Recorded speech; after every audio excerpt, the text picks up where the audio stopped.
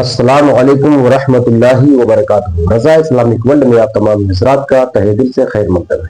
ناظرین، ایک سوال ہے، بہت اہم سوال ہے کہ آدمی کب کب ناپاک ہوتا ہے، یعنی آدمی پر کب کب غسل واجب ہو جاتا ہے۔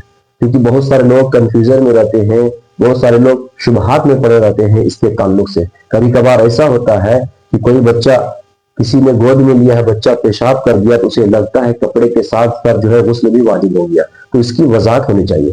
تو سب سے پہلے جان لیجیے دوستو، 5 ایسی چیزیں ہیں جس کی وجہ سے غسل واجب ہوتا ہے۔ سب سے پہلی چیز ہے احتلام کا ہونا۔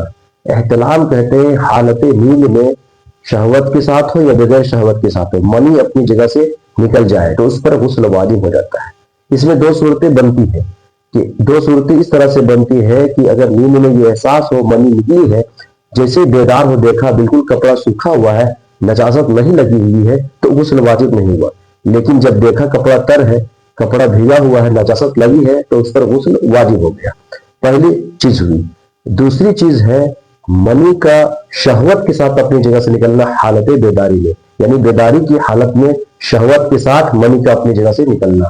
کیونکہ حالت بیداری میں بغیر شہوت کے منی اپنی جگہ سے نکلے تو اس سے غسل واجب نہیں ہوتا، کیونکہ بسا اوقات بیماری کی وجہ سے ایسا ہو جایا کرتا ہے۔ تیسری چیز ہے مباشرت، یعنی صحبت کی وجہ سے غسل واجب ہو جاتا ہے۔ اب اس میں منی کا اپنی جگہ سے نکلنا شرط نہیں ہے، دخول سے جو ہے غسل واجب ہو جاتا ہے۔ اب 2 چیزیں جو ہے وہ خاص ہے عورتوں کے لیے، ان میں سے ایک ہے ایام حیض کا مکمل ہونا، یعنی پیریڈز کے دنوں کا کمپلیٹ ہو جانا۔